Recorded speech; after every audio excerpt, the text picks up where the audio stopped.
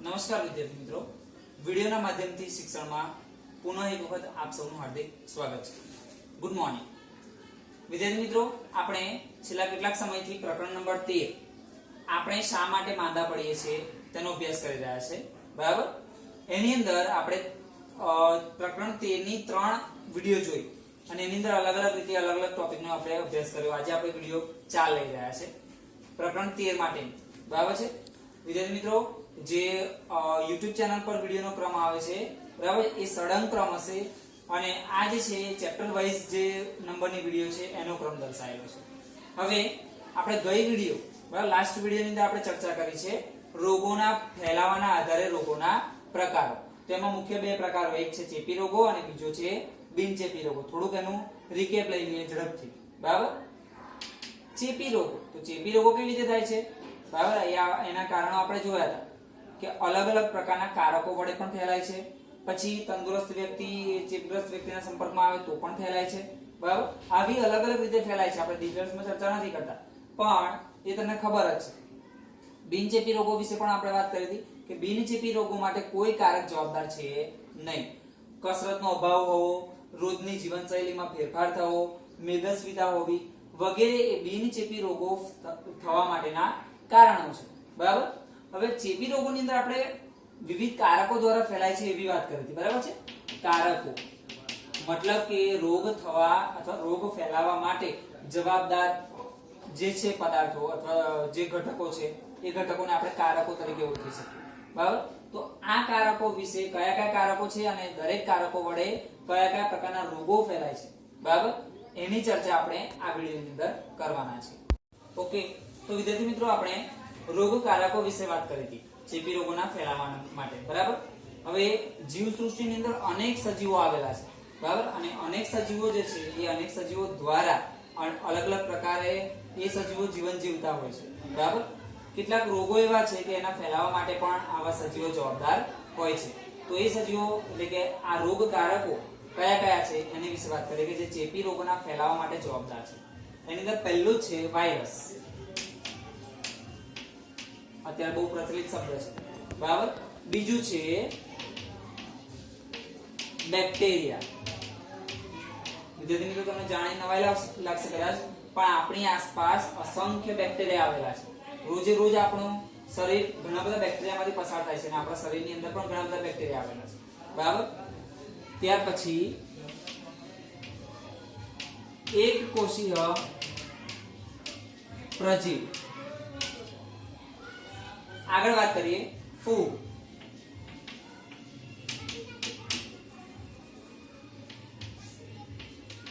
અને છેલ્લે છે બહુકોષીય પ્રાણીઓ.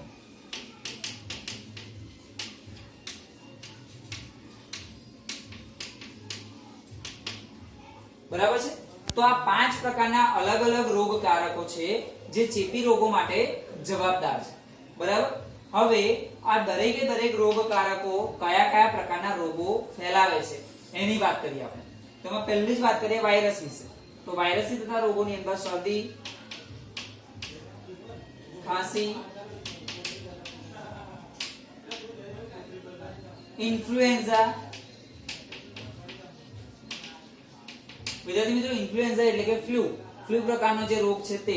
બરાબર, લાસ્ટ યર આપણે સ્વાઇન ફ્લુ વિશે વાત કરી હતી. સ્વાઇન ફ્લુ વિશે સાંભળ્યું હતું. બરાબર છે, અને ઘણા લોકો એનાથી મૃત્યુ પણ પામ્યા હતા. તો એ H1N1 પ્રકારના વાયરસથી થતો રોગ છે. એ ઇન્ફ્લુએન્ઝા વાયરસની અંદર સમાવેશિત થાય છે. બરાબર, ત્યાર પછી એઇડ્સ. વિદ્યાર્થી મિત્રો, ખૂબ જ ગંભીર રોગ છે. જેમ કેન્સર છે તેવા જ પ્રકારનો આ એક રોગ છે એઇડ્સ. HIV વાયરસથી થતો રોગ છે. બરાબર, એઇડ્સ જે છે AIDS એને એવું કહેવામાં આવે છે. એઇડ્સ નું પૂરું નામ છે એક્વાયર્ડ ઇમ્યુનોડેફિશિયન્સી સિન્ડ્રોમ, જે એઇડ્સ નું પૂરું નામ છે. અને આ એઇડ્સ નામનો જે રોગ છે એ રોગ HIV વાયરસથી થતો રોગ છે. હ્યુમન ઇમ્યુનોડેફિશિયન્સી વાયરસ થી થતો રોગ એટલે કે એઇડ્સ. બરાબર, અત્યારે ભારતની અંદર ઘણા બધા લોકો એઇડ્સ રોગથી પીડાય છે. અને આ એઇડ્સ રોગ જે છે એ ગંભીર રોગ અને જીવલેણ રોગ પણ છે. કેમ? તો કે એઇડ્સ રોગ માટેની અત્યાર સુધી કોઈ દવા શોધાયેલી નથી. બરાબર, એટલા માટે આ એડ્સ રોગ જે વ્યક્તિને થાય છે એ વ્યક્તિ મૃત્યુને ભેટે છે, બરાબર. એટલે આવા ગંભીર રોગો પણ વાયરસથી થતા હોય છે, બરાબર છે. આ ઉપરાંત કમળો એ પણ વાયરસજન્ય રોગ છે અથવા તો વાયરસથી થતો રોગ છે, બરાબર છે. તો આ વાત થઈ વાયરસથી થતા રોગોની. હવે આપણે વાત કરીએ બેક્ટેરિયાથી થતા રોગો. તો એની અંદર છે ટાઇફોઇડ. ટાઇફોઇડ રોગ જે છે એ બેક્ટેરિયાથી થતો રોગ છે. સાલ્મોનેલા ટાઇફી નામના બેક્ટેરિયાથી થતો રોગ છે ટાઇફોઇડ. ત્યાર પછી આવે છે કોલેરા. વિબ્રિયો કોલેરી બેક્ટેરિયાથી થતો રોગ છે એ કોલેરા છે. ત્યાર પછી આપણે વાત કરીએ તો આગળનો જે રોગ છે એમાં છે એન્થ્રેક્સ. વિદ્યાર્થી મિત્રો, આ તમે નવું નામ સાંભળ્યું હશે કે આ એન્થ્રેક્સ વળી શું છે? તો આ એન્થ્રેક્સ પણ એક પ્રકારનો રોગ છે જે પણ ખૂબ જ ગંભીર છે. એ ચામડી પર વિવિધ પ્રકારના ગુમડા સ્વરૂપે જોવા મળે છે, બરાબર. ચામડી પર જે ગુમડા થાય છે એ ગુમડા એ ક્યારેક એન્થ્રેક્સ રોગ એના માટે જવાબદાર હોય છે, બરાબર છે. તો આ વિવિધ બેક્ટેરિયાજન્ય રોગો વિશે આપણે વાત કરી કે જે પણ ગંભીર છે અને આપણા માટે હાનિકારક છે, બરાબર. અને આવા રોગો પણ ચેપી રોગોની અંદર ગણી શકાય. આ ઉપરાંત બેક્ટેરિયાજન્ય બીજા બે રોગ છે. એમાં પહેલો છે ક્ષય. વિદ્યાર્થી મિત્રો, આ નામ પ્રમાણેનો જ રોગ છે. ક્ષય એટલે કે ઘટવું, ઘટાડો થવો. તો ક્ષય જે છે એ રોગ ટીબી તરીકે ઓળખાય છે. ટ્યુબરક્યુલોસિસ નામના બેક્ટેરિયાથી થતો રોગ છે ક્ષય, બરાબર છે. તો ક્ષય એટલે કે ટીબી. આ ટીબી રોગની અંદર દર્દીનું શરીર રોજે રોજ ઘટે છે, એનું વજનમાં ઘટાડો થાય છે, બરાબર. અને વ્યક્તિ અંતે નાશ પામે છે, બરાબર. જો કે અત્યારે બહુ સારું છે કે ક્ષય રોગની દવા અત્યારે શોધાઈ ગઈ છે, બરાબર. ડોટ્સ નામની ટ્રીટમેન્ટ આપવામાં આવે છે ક્ષય રોગ માટે. ત્યાર પછી બીજી આગળનો રોગ છે ન્યુમોનિયા. વિદ્યાર્થી મિત્રો, ન્યુમોનિયા પણ ક્યારેક જો વધી જાય છે તો દર્દીનું મૃત્યુ પણ થઈ શકે છે. એ પણ એક પ્રકારનો બેક્ટેરિયાજન્ય રોગ છે. હવે આપણે આગળ વાત કરીએ છીએ એ છે એકકોષીય પ્રજીવ. કેટલાક પ્રકારના એકકોષીય પ્રજીવો છે. એ એકકોષીય પ્રજીવો કેટલાક પ્રકારના રોગો માટે જવાબદાર છે. એની અંદર પહેલો છે રોગ એકકોષીય પ્રજીવનો રોગ છે કાલા અઝર. મિત્રો, નવું નામ છે કાલા અઝર. આ એક પ્રકારનો ડિસીઝ છે. મેડિકલ સાયન્સ ની અંદર પણ એને કાલા અઝર ડિસીઝ તરીકે ઓળખવામાં આવે છે. આ જે રોગ છે એની અંદર વ્યક્તિને સખત તાવનો સામનો કરવો પડે છે. સખત તાવ આવે છે, ચામડી પર ખંજવાળ આવે છે. આવા અલગ અલગ પ્રકારના એના લક્ષણો જોવા મળે છે, બરાબર. ડોક્ટરો આ જે કાલા અઝર માટે જવાબદાર જે છે એ એકકોષીય પ્રજીવને ગણે છે, બરાબર છે. આ જે રોગો માટે જવાબદાર અલગ અલગ પ્રકારના સૂક્ષ્મજીવો છે એના વિશે આપણે ચર્ચા ફરીથી કરીએ છીએ અલગથી, બરાબર. તો એક કાલા અઝર રોગ છે. ત્યાર પછી કાલા અઝર રોગ પણ એકકોષીય પ્રજીવનો રોગ છે. ત્યાર પછી મેલેરિયા. મેલેરિયા રોગ જે છે એ પણ એકકોષીય પ્રજીવથી થતો રોગ છે, બરાબર. વિદ્યાર્થી મિત્રો, મેલેરિયા રોગનો ફેલાવો કેવી રીતે થાય છે? બરાબર છે, તમે વિચાર્યું એકદમ સાચું છે. મેલેરિયા રોગનો ફેલાવો માદા એનોફિલિસ મચ્છર વડે થાય છે, બરાબર. એના શરીરની અંદર જે પ્લાઝ્મોડિયમ નામનો પ્રજીવ રહેલો છે એ પ્લાઝ્મોડિયમ પ્રજીવ એ મેલેરિયા રોગ માટે જવાબદાર છે. ત્યાર પછી આવે છે નિંદ્રા રોગ.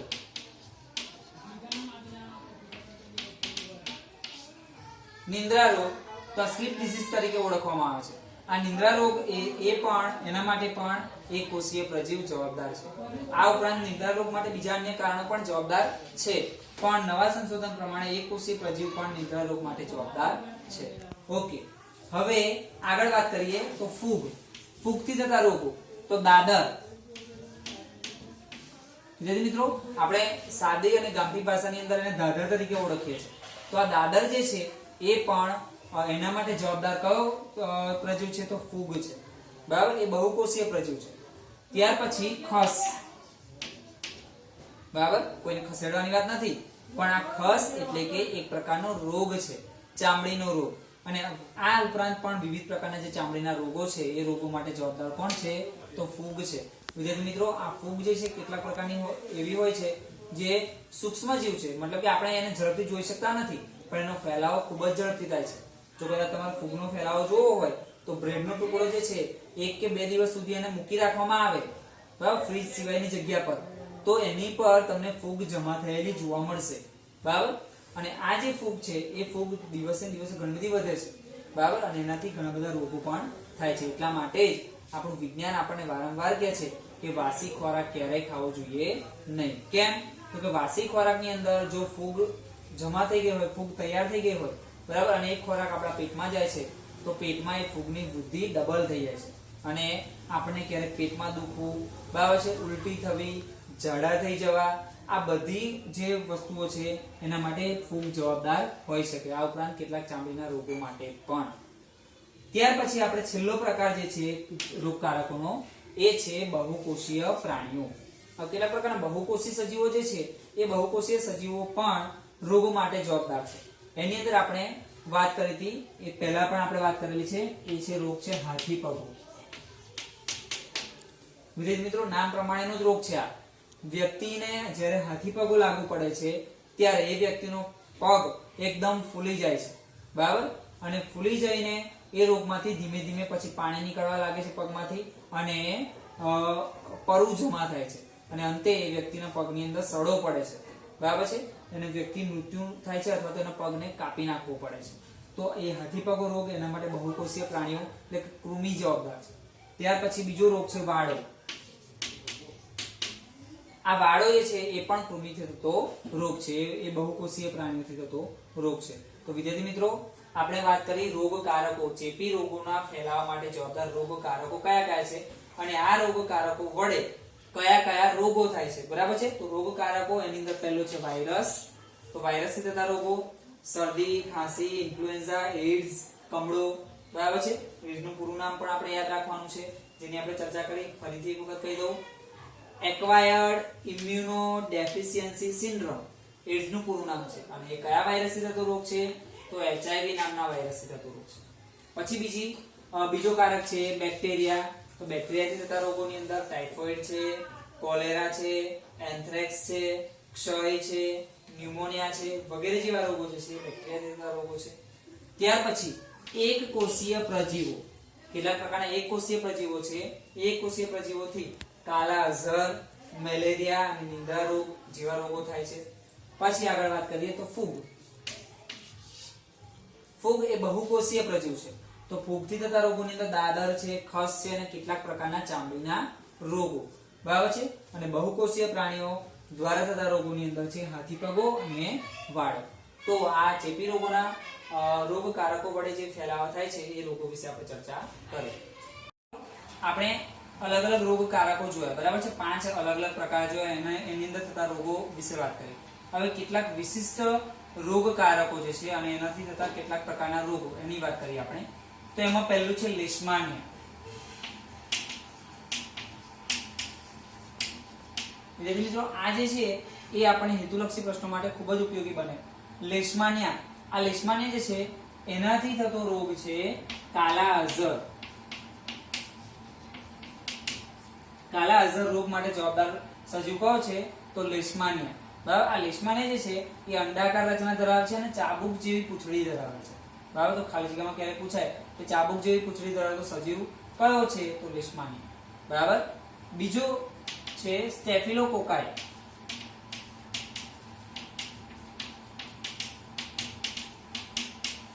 આ સ્ટેફિલોકોકાઈ જે છે એ પણ એક પ્રકારનો સજીવ છે અને એ ખીલ થવા માટે જવાબદાર છે. ચહેરા પર જે ખીલ જોવા મળે છે એ ખીલ થવા માટે જવાબદાર કયો સજીવ છે? તો સ્ટેફિલોકોકાઈ. આ ઉપરાંત બીજો એક વાયરસ છે સાર્સ પ્રકારનો વાયરસ. તો આ સાર્સ વાયરસ છે વિદ્યાર્થી મિત્રો, આ સાર્સ વાયરસ બહુ પ્રચલિત ઓછો છે, પણ અત્યારે જ્યારે કોરોના વાયરસ વિશે સંશોધનો ચાલે છે તો એની અંદર આ સાર્સ વાયરસની વાત પણ તમે ક્યારેક ન્યૂઝ પર જોઈ હશે. થોડાક સમય પહેલા એટલે થોડાક વર્ષો પહેલા ચીનની અંદર સાર્સ વાયરસથી પહેલા ઘણા બધા લોકોનું મૃત્યુ થયું, બરાબર છે. તો એ બધી વાતો અત્યારે આપણને જાણવાની મળે છે. તો આ એ પ્રકારનો સાર્સ વાયરસ છે. ત્યાર પછી કૃમિ, અલગ અલગ પ્રકારના જે કૃમિ છે તે, હવે કૃમિથી પણ અલગ અલગ પ્રકારના રોગો થતા હોય છે, જેમ કે પટ્ટી કૃમિ છે, ગોળ કૃમિ છે વગેરે જેવા જે સજીવો છે એનાથી પણ અલગ અલગ રોગોનો સામનો આપણે કરવો પડતો હોય છે. તો આ વિવિધ પ્રકારના જે આ જે નામ છે તમારે યાદ રાખવાના છે, જેથી કરીને ખાલી જગ્યા માટે તમને કામમાં લાગી શકે. ઓકે, આ ઉપરાંત આપણે એડ્સ ની વાત કરી. એડ્સ જે છે બરાબર છે એ વાયરસથી થતો રોગ છે અને એ વાયરસનું નામ છે HIV. આ બંનેના પૂરા નામ આપણે યાદ રાખવાના છે. એડ્સ એનું પૂરું નામ છે acquired immuno deficiency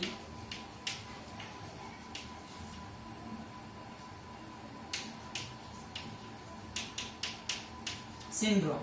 acquired immuno deficiency syndrome. HIV નું પૂરું નામ છે હ્યુમન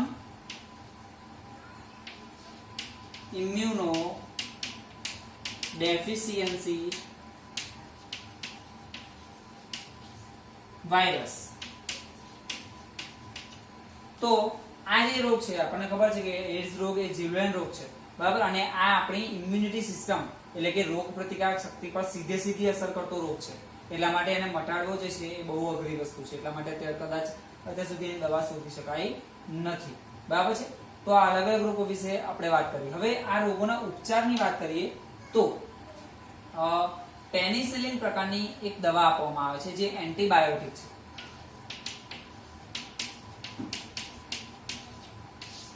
આ પેનિસિલિન દવા જે છે એ કેવી દવા છે? તો એન્ટીબાયોટિક છે. વિદ્યાર્થી મિત્રો, એન્ટીબાયોટિક એટલે કે બેક્ટેરિયા સામે રક્ષણ આપતી દવા, બરાબર છે. તો આ પેનિસિલિન એક પ્રકારની એન્ટીબાયોટિક દવા છે. હવે આ બેક્ટેરિયા જ્યારે આપણા શરીરની અંદર કોઈ બેક્ટેરિયલ ઇન્ફેક્શન થયું હોય, બરાબર છે, તે વખતે પેનિસિલિન પ્રકારની દવા આપવામાં આવે છે. તો પેનિસિલિન આપણા શરીરની અંદર કાર્ય શું કરે છે? તો બેક્ટેરિયા જે છે એ બેક્ટેરિયા કેવી રીતે પ્રોટેક્ટ કરે છે પોતાના શરીરને? તો બેક્ટેરિયા પોતાના શરીરની આસપાસ કોષ દિવાલ બનાવે છે.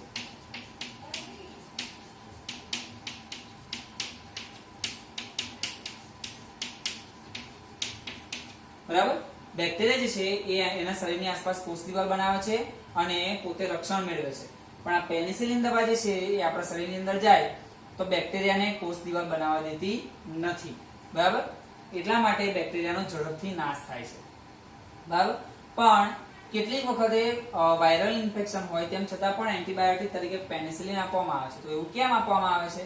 તો એનું કારણ એવું છે કે જો કદાચ આપણને વાયરલ ઇન્ફેક્શન હોય પણ એની સાથે કેટલાક બેક્ટેરિયલ ઇન્ફેક્શન પણ જો થયું હોય તો એ બેક્ટેરિયલ ઇન્ફેક્શન નાશ પામે, એટલા માટે પેનિસિલિન જેવી દવાઓ આપણને આપવામાં આવતી હોય છે.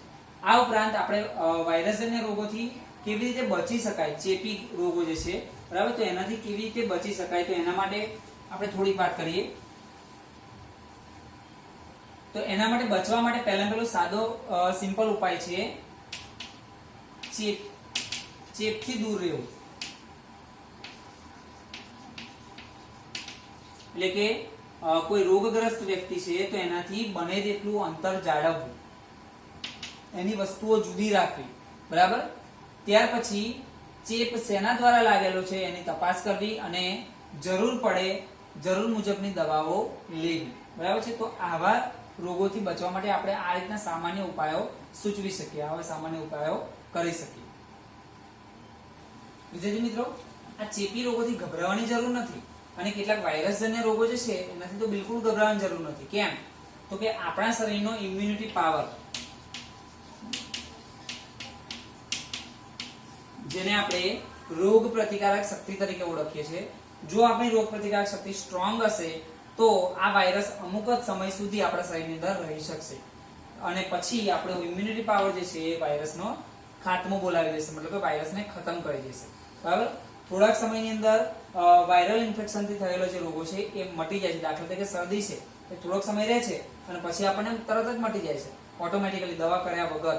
તો એનું કારણ શું હોઈ શકે? તો આપણા શરીરનો ઇમ્યુનિટી પાવર, બસ, રોગ પ્રતિકારક શક્તિ સારી હોય છે તો દવા લીધા પણ વગર પણ આપણને શરદી મટી જાય છે, બરાબર. તો આ ઇમ્યુનિટી પાવર આપણે ડેવલપમેન્ટ કરવા માટે અત્યારે ઘણા બધા ઉપાયો પણ સૂચવવામાં આવી રહ્યા છે, બરાબર, એ આપણે કરવા જોઈએ, જેથી કરીને અત્યારે આપણને ખબર છે કે ઘણા બધા લોકો કોરોનાથી રિકવર થાય છે, બરાબર, તો એ એમનો ઇમ્યુનિટી પાવર સૂચવે છે. કોરોનાની અત્યારે ઓફિશિયલ કોઈ પણ દવા શોધાઈ નથી, જે છે એ આપણું શરીર જ પોતે જાતે રિકવર એમાંથી થતું હોય છે. તો વિદ્યાર્થી મિત્રો, આજે આપણે આજની વિડીયોમાં કયા કયા ટોપિકનો અભ્યાસ કર્યો? તો પહેલામાં પહેલું તો ચેપી રોગો, બરાબર છે, થવા માટેના રોગકારકો જે છે 5 પ્રકારના રોગકારકો વિશે આપણે ચર્ચા કરી, બરાબર. એનાથી થતા રોગો વિશે ચર્ચા કરી. આ રોગો વિશેના હેતુલક્ષી પ્રશ્નો આ ચેપ્ટરમાંથી ઘણા બધા પૂછી શકાય, બરાબર.